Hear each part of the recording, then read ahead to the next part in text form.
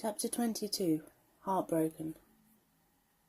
"Oh my God," I gasped, getting to my feet so quickly my chair tips over, falling to the floor with a clatter. "I have to go right now. I'm so sorry to rush out on you like this." Whoa, slow down there, partner." Justin frowns, getting to his feet. "Who was that, and where's the fire?" "My girlfriend's in trouble. No time to explain." I pull out the letter and hand it to him. "Here, but none of you others should touch it. It's evidence. I'm going to show it to the police." Justin reads the letter and then whistles through his teeth before holding it out so the others can read it. "That's messed up, brother." King scowls, shaking his head. "You go ahead, make sure she's okay. And if you need help finding out whoever did that, I'll be glad to offer my services." Justin hands me back the letter, a grim expression on his face. "No extra charge," King adds.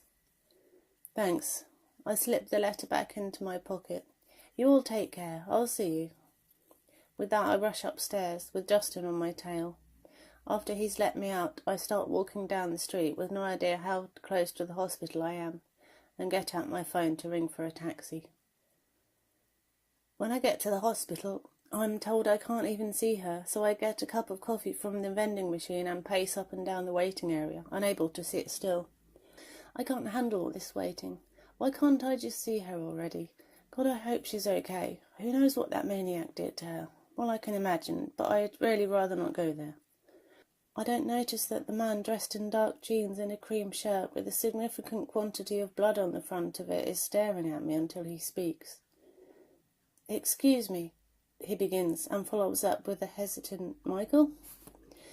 It's like he knows me but is not totally sure of it. I stop pacing and regard him with suspicion. I have no idea who he is or why his shirt is covered with blood, but it freaks me out a little, and his voice has a familiar ring to it, but I can't place it. "What?" I scowl at him. "I'm Kevin," he frowns. "I rang you earlier." "Right, that's how come his voice has a familiar ring to it." "Thanks for that, yeah?" I say, staring at the blood on his shirt again. A chill crawls across my skin as I realise all that blood is probably Eve's. If he knew she was here, it's entirely possible that he found her. Either that, or he is the one that took her. Right now, anybody's suspect for that. "What do you want?" I say, taking a sip from the steaming cup in my hand. "I got your number because somebody posted it on some file-sharing website after your arrest last week," he says nervously, as if that was the question I asked. "I figured as much." I sigh heavily, mortified that my earlier suspicions are in fact true. I've been getting death threats and hang-ups ever since. Remembering that I'm talking to a reporter, I wish I could take that back. There's no need for the whole world to know every single detail about everything. "I found her," he goes on, still looking troubled, "but the doctors won't tell me anything." "Join the club, buddy," I snort. "Is she okay? What happened?" he questions. He runs a shaky hand through his hair, his eyes wild with concern, and his unbuttoned, blood-streaked shirt cuffs flapping around his elbows. "How did you find her, and where?" I say, his edginess starting to unsettle me. "I was on my way home, and I found her right there in the street," he cries, gesturing with his hands as if she'd be right there on the reception area linoleum. "She was really out of it, Michael." He pauses and runs his hands through his finger-length brown hair again, disturbed by the memory. "She must have been dumped there. Eve was barely conscious, moaning and bleeding all over the place." He takes a shaky breath, and I wonder if he's about to break down. "I thought she was dying. I've never been so scared." The emotion in his voice brings tears to my own eyes, and it's hard to imagine the woman I love in such a horrific state. It makes me want to see her even more than I already did, just so that I can see for myself, reassure myself that she's still breathing. "You know what happened to her, don't you?" Kevin says, his tone making it clear this is not really a question. That's why I hate reporters so much. They are real people, capable of real emotion one minute, and then in the blink of an eye they can flip into professional mode, where they appear cold and interested only in information that will lead them to a good story. "No," I scowl, pressing my lips together tightly. The look in his eyes reminds me of Fleur when she was teasing me with information she doesn't think I know, like when she told me he was pregnant. "I heard you got a ransom note," he says. Where'd you hear that? I say, thinking back to my deal with Elliot and thinking he must have blabbed. I keep my ear to the ground, he shrugs, taking that as confirmation with a smile. Some people just don't know when to keep quiet, I grumble. So did you see anyone around when you found Eve? Anything suspicious? I've already been through this with the cops, he laughs. No, I didn't. I slowed down to make a turn and spotted her on the sidewalk. The street was quiet and empty, okay? I guess he prefers to ask the questions, not answer them. You know what I think? He goes on without waiting to see if I want to hear it or not. She was kidnapped, and the letter you got was a ransom note. Well, if you think you know so much, wise guy, maybe you can tell me who took her and why, I say, stepping closer to him until he is backed against the wall, my face inches from his. For all I know, it was you. I can see his composure slipping with every step backwards until his eyes are so wide I wonder if they are going to pop right out of his head, his jaw gaping wide enough to catch a whole swarm of flies. He swallows audibly and runs his tongue over his lips. Look, Jude, all I did was find her, he says, his hands held up at his sides in surrender. Okay? Feeling uncomfortable being in such close quarters with him, I back off a little, but hold my hard stare. I need more convincing than his word. You want to see my press pass? He says, sticking in his pocket and brandishing his open wallet at me. Here's my credentials. I don't have anything to do with anything. Looking his ID over, I nod confirmation that I believe him and back off, relieved he is who he says he is. It wasn't a ransom note, I inform him, taking another sip of the burning coffee. You going to tell me what it was? He says, breathing a sigh of relief and tucking his wallet back into his pocket. Nope, I smile, turning my back on him. I'll find out, you know. It's what I do, man, he says. I can feel him watching me, and I wish he could just go away. I mean, I'm grateful to him for finding Eve and calling me, but at the end of the day, he's only out for what he can get. I murmur, wishing the doctors would hurry up and let me see her. I heard you guys have a bun in the oven, he remarks casually. That true? Remembering the kidnapper's threat to the infant, I round on him. I don't want to talk about it, I growl, unable to stand that I don't know their condition. Go harass someone else, Kevin. Okay, he whispers, licking his lips nervously and looking me over as he backs away with his hands held up. I'm going. Maybe I've got a bit of a reputation. He seems very nervous whenever I appear to be on the edge of losing my temper, but I can't feel bad about that, not if it gets rid of him. I return to my pacing, wondering what is taking the doctors so long, and also what the kidnapper is playing at. If I have kept up, it is Sunday evening right now, and not the Saturday evening release they promised. How come she is dumped in the street as soon as I get here? It all seems a bit too suspicious. I don't understand it at all. Getting out my phone, I decide to call Elliot anyway. Whether or not he kept his word, I ought to keep mine. Elliot Richards, he answers, a small child's voice calling to Daddy audible in the background. Shh. It's Mike Miller, I say. Did I catch you at a bad time? Mike, he gasps. No, not at all. Is there any word? I can hear the sound of a small child humming away to themselves right near him. That must be his daughter. Did you tell anyone about the letter? I say. No, absolutely not, he says, sounding offended by any suggestion that he did. How many other people did you show it to? You're right, I sigh. Any one of them could have said something to someone else. And you're forgetting the paparazzos that were at the hotel. They've got no stake in this. His hollow laughter echoes down the phone. So is this not an exclusive anymore? Well, I say, elongating the word as I consider this situation. I'm out in LA right now. A local reporter found her, and he knows there was a note, but not what it says. So you tell me. God, is she okay? He gasps. I don't know. I swallow down the lump forming in my throat at his reaction. They won't let me see her yet. I've been praying for her, he admits, sounding embarrassed by the fact. Look, Daddy, his little girl cries, delight clear in her voice. Sweetie, that's beautiful, he coos. I laugh at the beauty of her innocent little voice, so full of pleasure, and tears spring to my eyes as I wonder about the fate of my own offspring. He says, returning his attention to me. Okay, sounds like we're still good. For the story, I mean. I try to speak, but my voice is lost in the emotion clogging my throat. Are you okay, Mike? Al questioned, sounding concerned out of the silence. Are you still there?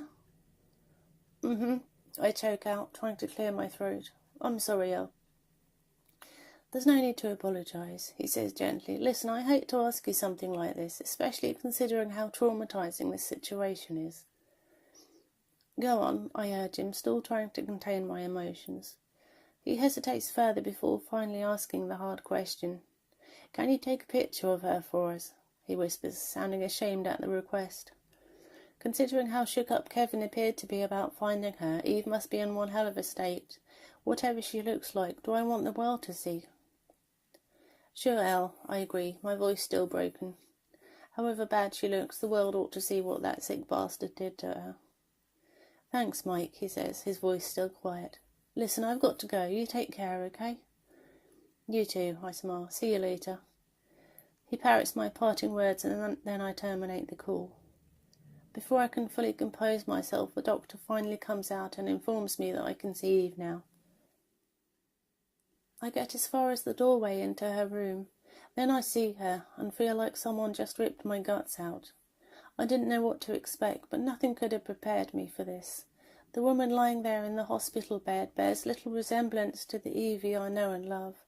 Her once beautiful face is a puffy, blackened mess, her eyes dark and swollen, her nose also inflamed and cut brutally across the bridge, and her lips fat and cut up. There is hardly a part of her face that is not damaged, and her olive-skinned neck is also a mass of black and purple bruises and cuts. I clasp a hand over my mouth and try to contain the vomit I can feel threatening to rise up my throat. The tears I was barely able to contain before now flow with abandon. Oh God, I gasp into my palm. Evie! Her arms have been laid over the bed sheets at her sides, and they are also covered in heavy bruising and deep gashes. One arm must be broken because it's at a right angle and in a plaster cast, as is the opposite leg. I can see the shape of it clearly under the bed sheets. I also note that there are marks on her wrists, the kind left by very tight restraints. I don't even want to think about what the rest of her must be like. She's in a medically induced coma, the doctor tells me, his hushed voice grave, and I'm sorry to have to tell you this. He hesitates, seemingly anxious about whatever he is trying to tell me. I start shaking and wonder what is so terrible that he can hardly bear to say it. Eve also has some kind of small plastic contraption at her lips and is connected to lots of wires and tubes, one of them attached to the drip beside her bed. I listen to him take a deep breath before he speaks again. The fetus had no heartbeat, he says, his eyes on his feet. We did an emergency C-section to extract her, but she could not be saved. My head starts shaking from side to side, wanting to deny the harsh truth. No! I gasp, grief and sorrow forcing the nausea back up my throat. Closing my eyes, my face moist with tears, I try to swallow the nausea down again. I'm so sorry, he whispers, sounding earnest. Choking on the vomit, I managed to keep it in for now. She? It was a little girl. Our baby is gone. Stolen from us before we ever really had her. My knees give way beneath me and I collapse onto the linoleum, curling in a ball over my knees. I clutch my head in my hands and rock back and forth slyly, attempting to provide comfort to myself. No, no, no, I whisper, desperately wanting it all to be a lie. The doctor crouches at my side and I feel his arm across my back. Is there anything I can do for you? He says, his voice strained and emotional. This is just a bad dream. It's not real. I'm not here, and Eve's not in a coma, and our baby is not dead. No way. This isn't happening. This is just a nightmare. I'm going to wake up in a minute. No, no, no, no, no, I repeat, still shaking my head as grief tears me apart. This is not happening. I hardly even had time to digest the impending fatherhood, and now she's been cruelly snatched away. Why? I don't understand how life can be this cruel. How many weeks was she? I gasped without altering my position, my voice barely audible.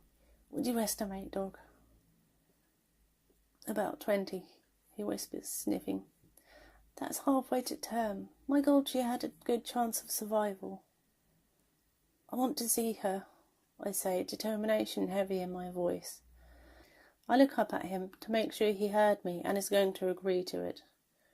Okay, I'll arrange that for you, he nods. There are unshed tears shining in his eyes and a sympathetic frown creasing his forehead. I nod in acknowledgement and turn my gaze back to the pale square floor tiles. He pats me on the shoulder, remaining crouched at my side. Let me help you up, please. Still coiled on the cold linoleum, I don't immediately respond. I just want to stay here like this until the world makes sense again. A further sob escapes as my forehead drops back onto the floor. Wait a minute, somebody orchestrated this. It's not just the world being cruel. The beating Eve received is far more brutal than I could have imagined. I don't know how she can still be alive. It's a miracle. I was never really prepared for the fact the kidnapper would follow through with the threat against our infant's life. Sir, the doctor says, reminding me he is still there. I nod, not trusting my voice any further, since it feels like there is a ball wedged in my throat, and attempt to get up. The doctor slips his arm underneath mine and loops it round my back, supporting me as my weak knees fail halfway up. Trying to steady myself, I reach out and clutch the door frame, feeling a wave of dizziness. The doctor helps me into the room and the chair beside her bed. If you need anything, we're here to help, okay? He says, taking a step back towards the door and looking at me with deep concern. You just need to ask. Thank you, Doc, I rasp, unable to give him a smile. He leaves without another word, the door clicking against the frame in his wake. I look at the woman unconscious in the bed, feeling sick with it, and slide my hand into hers. A daughter, Evie. We had a little girl. I bet she is as beautiful as you. Her hand is warm, but limp. I lower my head into the crook of Eve's busted arm and sob, feeling like my heart has been ripped from my chest and smashed to pieces on the floor. The only other sound in the room is the steady beeping of the heart monitor. This story is now available as an ebook, so please check out the link in the description. I'd love it if you would buy it. And please note that you don't have to own a Kindle to read ebooks, because I don't know if everyone knows this. There is an app that's available. So yeah, please check it out. It's so exciting. Okay, I think that's the last chapter I'm going to read. I just want to thank everyone who's listened, and I hope you enjoyed it. And if you want to know what else happens, you'll have to look into getting the story. So, thank you again, and I'll see you soon with something else.